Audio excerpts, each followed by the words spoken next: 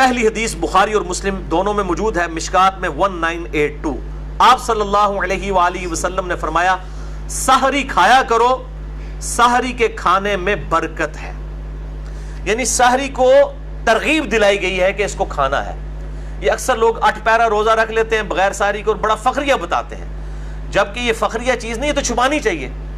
سحری کھا کر روزہ رکھنا یہ برکت کا باعث ہے، اور آپ صلی اللہ علیہ وآلہ وسلم نے اس کی ترغیب دلائی ہے۔ اسی کانٹیکسٹ میں دوسری حدیث ہے صحیح مسلم کی، مشکات میں 1983۔ آپ صلی اللہ علیہ وآلہ وسلم نے فرمایا ہمارے اور اہل کتاب کے روزوں میں فرق ہی سحری کھانے کا فرق ہے۔ یعنی یہود و نصارہ کی مخالفت کرنی ہے، وہ بغیر سحری کے روزہ رکھتے ہیں، تم سحری کھایا کرو۔ وہ رات کو ہی مطلب کھا پی لیتے ہیں، صبح کے وقت نہیں اٹھتے اور پھر اگلے دن اس طرح روزہ رکھتے ہیں ابھی بھی۔ اور جو مسلمان ہیں ان کے لیے سنت یہ ہے کہ وہ سحری کا اہتمام کریں گے، کیونکہ اہل کتاب کے روزوں میں اور ہمارے روزوں میں سحری کھانے کا فرق ہے۔ تو جان بوجھ کر سحری نہیں چھوڑنی چاہیے۔ اگر مجبوراً چھوٹ گئی اور کوئی شخص یہ سمجھتا ہے کہ میں بغیر سحری کے 8 پیرا روزہ رکھ سکتا ہوں تو وہ رکھ لے، لیکن اگر اس کو بعد میں احساس ہوتا ہے کہ میں روزہ نہیں نبھا سک رہا تو روزہ توڑ دے، اس پہ کوئی گناہ نہیں ہے، کفارہ نہیں ہے، ایک روزے کی قضا کر لے گا۔ اگر کسی کی سحری رہ گئی ہے اور اسے یہ یقین ہے کہ میں روزہ نہیں رکھ سکتا، روزہ نہ رکھے، اس دن چھوڑ دے۔ اب اللہ تعالیٰ کی طرف سے کیٹاسٹرافک کنڈیشن آئی ہے، وہ ایک روزے کی بعد میں قضا دے دے، اور اگر رکھ بھی لیا ہے اور بعد میں احساس ہوا کہ نہیں نبھے گا تو روزہ توڑ سکتا ہے، اس پہ گناہ بھی کوئی نہیں ہے، کفارہ بھی کوئی نہیں، ایک روزہ قضا کر لے گا۔ اور اس پہ ایک ایکسیپشن ہے، آپ صلی اللہ علیہ وآلہ وسلم کے حوالے سے بخاری اور مسلم میں حدیث موجود ہے، اور مشکات میں اس کا نمبر ہے 1986، کہ آپ صلی اللہ علیہ وسلم وصال کے روزے رکھا کرتے تھے، بغیر افطار کیے اگلے دن کا روزہ اور پھر اگلے دن کا روزہ، اس طریقے سے مسلسل کئی دن کے روزے رکھتے تھے۔ بعض اصحاب نے آپ کی سنت کی پیروی میں روزہ رکھا تو ظاہر ہے وہ پھر مسجد میں بے ہوش ہونا شروع ہو گئے، تو آپ صلی اللہ علیہ وآلہ وسلم نے ان کو ڈانٹا اور آپ نے فرمایا ایکم مثلی، تم میں سے میری مثل کوئی کون ہو سکتا ہے؟ میں رات کے وقت میرا رب مجھے کھلا بھی دیتا ہے، پلا بھی دیتا ہے۔ تو آپ صلی اللہ علیہ وسلم کی خصوصیت ہے کہ آپ مسلسل افطار کیے بغیر روزے رکھ لیا کرتے تھے۔ یہ آپ صلی اللہ علیہ وآلہ وسلم کی خصوصیت ہے، امت میں کسی کو اجازت نہیں۔ ان کو کہتے ہیں وصال کے روزے، وصل کہتے ہیں نا ملنے کو، یعنی روزے ملاتے جائیں، یہ آپ صلی اللہ علیہ وآلہ وسلم کی خصوصیت ہے۔ تو آپ نے فرمایا ایکم مثلی، تم میں سے کون میری مثل ہو سکتا ہے؟ کسی صحابی نے نہیں کہا کہ قل انما انا بشر مثلکم، اے نبی تم فرما دو کہ میں انسان ہونے میں تمہاری طرح ہوں۔ صحابہ کو یہ بات پتہ تھی کہ یہ مثل کے اعتبار سے ایز اے اسپیشیز بات نہیں ہو رہی، بلکہ آپ کے مرتبے کی بات ہو رہی ہے، اور آپ کا مثل واقعی کوئی نہیں ہو سکتا۔ تو یہ دو ایکسٹریم ہیں، ایک طرف اہل حدیث علماء ہیں، بعض وہ ہر بات کے اوپر جو ہے وہ قل انما انا بشر مثلکم کے تحت کوئی ایکسٹریم رزلٹ نکالتے ہیں، دوسری طرف جو ہے وہ بریلوی ہیں، اور وہ مطلب اس آیت کو پڑھنے کو آپ صلی اللہ علیہ وآلہ وسلم کی توہین سمجھتے ہیں۔ دونوں ایکسٹریم کے اوپر ہیں، درمیان کا راستہ یہ ہے کہ آپ صلی اللہ علیہ وآلہ وسلم کے مرتبے میں کوئی مثل میں نہیں ہے، لیکن جو سپیشیز ہے، آپ انسان ہیں، انسان ہونے کے اعتبار سے آپ صلی اللہ علیہ وآلہ وسلم کی مثل باقی انسان ہے، لیکن مرتبے کی بات نہیں ہے۔ مرتبے میں تو انسانیت کو ناز ہے آپ صلی اللہ علیہ وآلہ وسلم کی مبارک ذات پہ۔ تیسری حدیث سنن ابی داؤد میں ہے، مشکات میں 1998۔ آپ صلی اللہ علیہ وآلہ وسلم نے فرمایا مؤمن کی بہترین سحری کھجور کھانا ہے۔ یہ کھجور صرف افطاری کے لیے نہیں ہے، سحری کے لیے بھی ہے سنت، اور بلکہ اس کے اندر بڑی طاقت ہے۔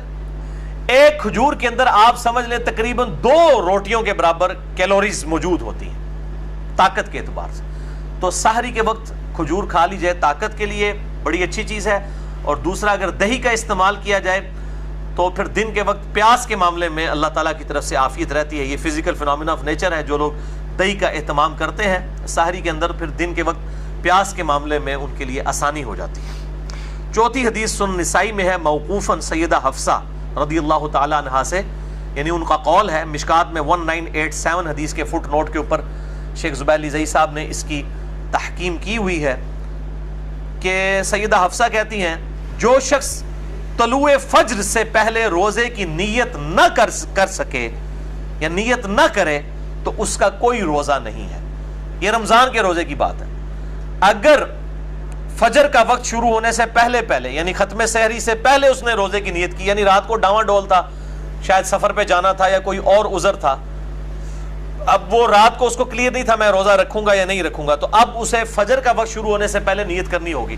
ویسے تو ہم رات کو جو سوتے ہیں وہ ہماری نیت ہوتی ہے، وہ یہ نہیں ہے کہ کوئی آپ نے کوئی زبان سے نیت کرنی ہوتی ہے، دل کے ارادے کا نام ہے. نیت کے بغیر تو کوئی کام بھی نہیں ہوگا. بخاری اور مسلم کی متفق علیہ حدیث ہے، بخاری کی پہلی حدیث یہی ہے اور مشکات کی بھی پہلی حدیث یہی ہے، انما الاعمال بالنیات، اعمال کا دار و مدار نیتوں پر ہے. لیکن نیت زبان سے نہیں کرنی ہوتی. جب ہم وضو کرنے لگتے ہیں تو کیا زبان سے نیت کرتا ہوں، نیت کرتا ہوں اس وضو کی خاص واسطے نماز عشاء کے؟ نہیں، دل کا ارادے کا نام ہوتا ہے. تو نیت دل کے ارادے کا نام ہے. اور یہ جو دعا جو ہے وہ نیت کی مشہور ہے، یہ بالکل جعلی، جھوٹی، فیبریکیٹڈ ہے. وَبِصَوْمِ غَدٍ نَوَيْتُ مِنْ شَهْرِ رمضان، میں رمضان کے کل کے روزے کی نیت کرتا ہوں. کل کا روزہ کیا، وہ روزہ تو آج کا ہوتا ہے، کیونکہ رمضان کے اندر تو مغرب کے بعد سے ہی جو ہے وہ دن شروع ہو جاتا ہے. ابھی دیکھیں آج شعبان کی 30ویں تھی، لیکن ہم نے قیام اللیل کیا ہے کیونکہ رات رمضان کی مغرب کے بعد شروع ہو چکی ہے. کل انشاءاللہ تعالی پہلا روزہ ہے. تو وہ بالکل جعلی دعا ہے، بالکل ثابت نہیں، کسی ضعیف روایت میں موجود نہیں ہے. تو یہ فرض روزے کی نیت رات کو ہونا وہ ڈیفالٹ میں ہوتی ہے، یہ ضروری ہے. ہاں اس شخص کے لیے جو اب ڈاواں ڈول ہے میں کل سفر پہ جاؤں گا یا نہیں جاؤں گا، پھر اس کو فجر سے پہلے ذہن میں نیت کو حاضر کرنا ہوگا. البتہ نفلی روزے کی نیت کا کوئی نہیں ہے مسئلہ. نفلی روزے کی نیت آپ ظہر سے پہلے بھی، زوال آفتاب سے پہلے بھی کر سکتے ہیں. اسی کانٹیکسٹ میں صحیح مسلم میں حدیث ہے، مشکات میں 2076، کہ اما عائشہ رضی اللہ تعالیٰ عنہ کہتی ہیں کہ آپ صلی اللہ علیہ وآلہ وسلم بسا اوقات گھر تشریف لاتے اور پوچھتے کچھ کھانے کے لیے ہے، ناشتے کے لیے، تو میں کہہ دیتی یا رسول اللہ کچھ بھی نہیں. تو آپ فرماتے چلو ٹھیک ہے میں آج پھر روزہ رکھ لیتا ہوں. یعنی بغیر کھائے پیے، اور نیت بھی اس وقت کی نفلی روزے کی. اور سیدہ عائشہ کہتی ہیں آپ روزہ رکھ لیتے اور بسا اوقات کسی کی طرف سے کوئی گفٹ آ جاتا ناشتے کے طور پر، تو آپ صلی اللہ علیہ وسلم اسی وقت اپنا روزہ افطار بھی کر لیتے کہ چلو ناشتہ آ گیا تو روزہ توڑ بھی دیتے. اور پھر نفلی روزہ ظاہر توڑ دیں گے، اس کی نہ کوئی قضا ہے نہ کوئی کفارہ ہے. یہ حنفیوں کا بالکل باطل موقف ہے. جو عبادت خود نفلی ہے اس کا قضا اور کفارہ کیسے ہو سکتا ہے؟ واجب تو ہے نہیں ہے. تو نفلی روزہ کو جان بوجھ کے بھی توڑ دے، نہ قضا ہے نہ کفارہ ہے نہ کوئی گناہ کا کام ہے. البتہ فرض روزہ اگر کوئی جان بوجھ کر توڑے گا تو میں پچھلی دفعہ اس کے کفارے کے حوالے سے ڈسکشن کر چکا ہوں. تو یہ نفلی اور فرض روزوں کا فرق سمجھیے گا. 5ویں حدیث بھی بخاری اور مسلم دونوں میں ہے، مشکات میں 2001. اما عائشہ رضی اللہ تعالیٰ عنہ کہتی ہیں کہ آپ صلی اللہ علیہ وآلہ وسلم احتلام کی وجہ سے نہیں بلکہ کسی اور وجہ سے، اور سیدہ عائشہ نے یعنی وہ پردے میں بات کی، یعنی میاں بیوی کے ازدواجی تعلق کی وجہ سے آپ صلی اللہ علیہ وآلہ وسلم جب طلوع فجر اس حال میں کرتے کہ آپ جنوبی ہوتے، یعنی آپ پر غسل فرض ہوتا. اب احتلام والا معاملہ تو اس سے بھی زیادہ کریٹیکل ہے، وہ تو انسان کے اختیار میں بھی نہیں ہے. آپ صلی اللہ علیہ وآلہ وسلم اپنی بیویوں سے ازدواجی تعلق کی وجہ سے، یعنی پری پلانڈ، آپ کو پتہ بھی ہوتا کہ میرے پہ غسل فرض ہے، آپ رات کو غسل کر کے نہ سوتے بلکہ اسی طریقے سے سو جاتے، اور صبح اس حالت میں اٹھتے کہ آپ جنبی ہوتے اور ختم سحری بھی ہو چکا ہوتا، یعنی طلوع فجر بھی، یعنی آپ نے سحری بھی نہیں کی ہے اور غسل بھی نہیں اتارا ہوا، تو آپ صلی اللہ علیہ وسلم اسی حال میں روزہ رکھ لیا کرتے. یعنی روزہ رکھنے کے لیے جنبی شخص کا غسل اتارنا ضروری نہیں ہے. بغیر غسل اتارے بھی وہ سحری کھا کے روزہ رکھ سکتا ہے. فجر کا وقت داخل ہونے کے بعد غسل کر لے، یا اگر فجر کا وقت داخل ہونے کے بعد اٹھا ہے تو 8 پیرا روزہ رکھنا چاہ رہا ہے تو بعد میں غسل اتار لے، جس طرح آپ صلی اللہ علیہ وآلہ وسلم کے کیس میں ہوا. اور یہ بڑی ڈیٹیل حدیث بخاری اور مسلم میں ہے کہ حضرت ابو ہریرہ یہ فتویٰ دیا کرتے تھے کہ جس پہ غسل فرض ہو جب تک غسل نہیں اتارے گا وہ شخص روزہ نہیں رکھ سکتا. تو اس کے جواب میں اما عائشہ نے جب یہ حدیث سنائی تو سیدنا ابو ہریرہ نے اپنے فتوے سے رجوع کیا. اب حضرت ابو ہریرہ رضی اللہ تعالیٰ عنہ آپ صلی اللہ علیہ وآلہ وسلم کی وفات کے 30 سال تک بعد میں بھی یہ غلط فتویٰ دیا کرتے تھے، اور جب سیدہ عائشہ سے ان کو یہ بات پتہ چلی تو انہوں نے رجوع کیا. تو اگر امام ابو ہریرہ سے کوئی حدیث چھپی رہ سکتی ہے جو سب سے بڑے محدث ہیں، تو امام حنیفہ سے بھی کوئی حدیث چھپی رہ سکتی ہے. کہتے نہیں امام حنیفہ کو میں غلطی لگ گئی. بھائی حضرت ابو ہریرہ جو سب سے زیادہ حدیثیں روایت کرنے والے ہیں ان تک حدیث نہیں پہنچی، وہ یہ فتویٰ دیتے تھے کہ جس پہ غسل فرض ہو وہ بغیر غسل اتارے روزہ نہیں رکھ سکتا. تو اور کسی کو غلطی کیا نہیں لگ سکتی؟ بڑے سے بڑے شخص کو بھی غلطی لگ سکتی ہے. اور امام مالک کا جو قول ہے کہ آپ صلی اللہ علیہ وآلہ وسلم کی قبر مبارک کی طرف اشارہ کر کے کہتے تھے کہ اس صاحب قبر کے علاوہ کوئی روئے عرض پہ ایسا شخص نہیں ہے کہ جس کی ہر بات مقبول ہو سوائے ان کے. ان کی ہر بات مقبول ہے، کوئی مردود نہیں. اور پھر فرمایا کرتے ہیں ان کے علاوہ کوئی ایسا شخص نہیں ہے کہ جس کے ساتھ اختلاف نہ کیا جا سکے. ہر شخص سے اختلاف ہو سکتا ہے سوائے آپ صلی اللہ علیہ وآلہ وسلم کے. چھٹی حدیث بھی بخاری اور مسلم دونوں میں ہے، مشکات میں 680. سیدنا بلال رضی اللہ تعالیٰ عنہ طلوع فجر سے پہلے اذان دیا کرتے تھے رات کے وقت میں. تو آپ صلی اللہ علیہ وآلہ وسلم نے اپنے اصحاب سے فرمایا کہ بلال طلوع فجر یعنی جو ختم سحری ہے اس سے پہلے اذان دیتا ہے. بلال کی اذان تمہیں کھانے پینے سے نہ روکے، یعنی وہ لوگوں کو اٹھانے کے لیے اذان دیا کرتے تھے. عرب میں اب بھی ہوتی ہے، یہاں پر بھی اہل حدیث حضرات دیتے ہیں اذان، یعنی صبح کاذب کے وقت میں، صبح صادق سے پہلے اذان دیا کرتے تھے. تو فرمایا کہ اس کی اذان تمہیں کھانے پینے سے نہ روکے جب تک ابن ام مکتوم اذان نہ دیں، سحری کھاتے رہو.